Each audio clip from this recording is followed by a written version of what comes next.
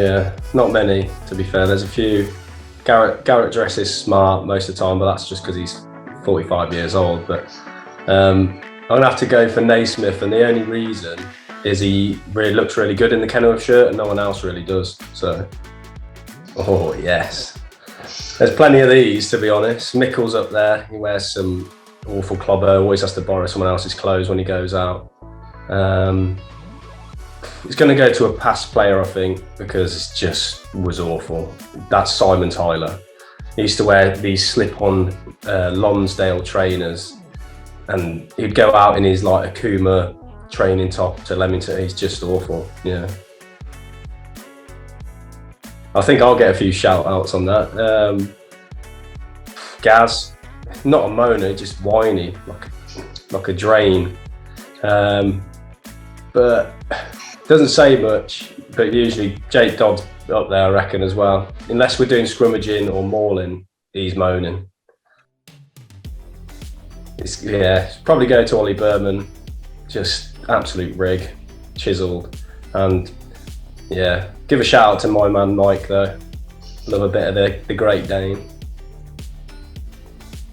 So we don't have a mirror in the actual change room, but Ed's up there. Brings his mom's hairdryer with him, tries to sort that awful lid out. But I remember going out with Garrett. We went back to his house, and he was stood in front of the mirror for a while trying to get every single hair in place. So I'm going to go for Garrett Bell.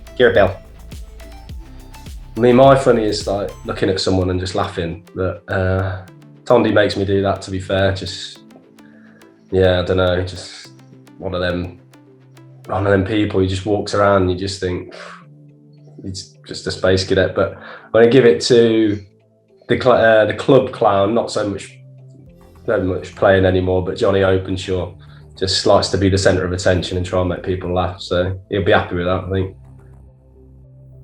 Don't have that many grumps really. Ridian, doesn't play anymore, but Ridian doesn't ever crack a smile, not even at Twickenham. I think that in the photo of us lifting the cup, I think he's still got a square face on him. So yeah, I'd have to go Rids. There's a couple in there. We're not blessed with loads of pace. It's definitely not Niall anymore anyway. I'd probably have to say either Mickle or Sam Morris. I'd like to see a 100-metre dash between them two. The robot himself, for pound, this bloke, Alex Selby. Like, you might think Jake Dodd can't shift, but pound for pound, it's Alex Selby, the slowest man I've ever seen.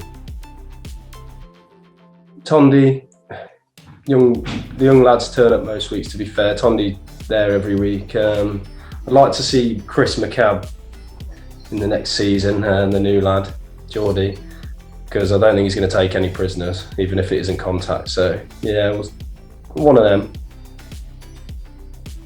Not blessed with skills, especially our backs seem to have less skills than the forwards, to be honest.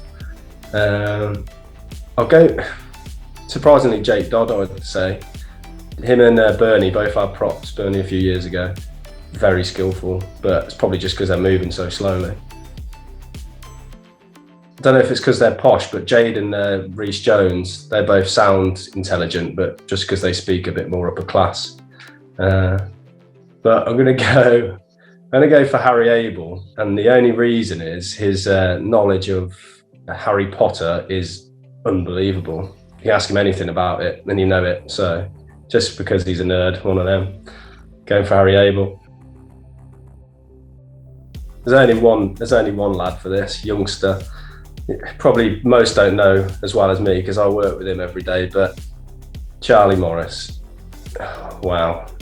He's actually, we call him the wet pig at work. Hopefully that's going to catch on now for the rest of the lads. The wet pig, he's he's not the sharpest. Nick Gerber, he's I don't think anyone will argue with that. It's George Oram's shadow.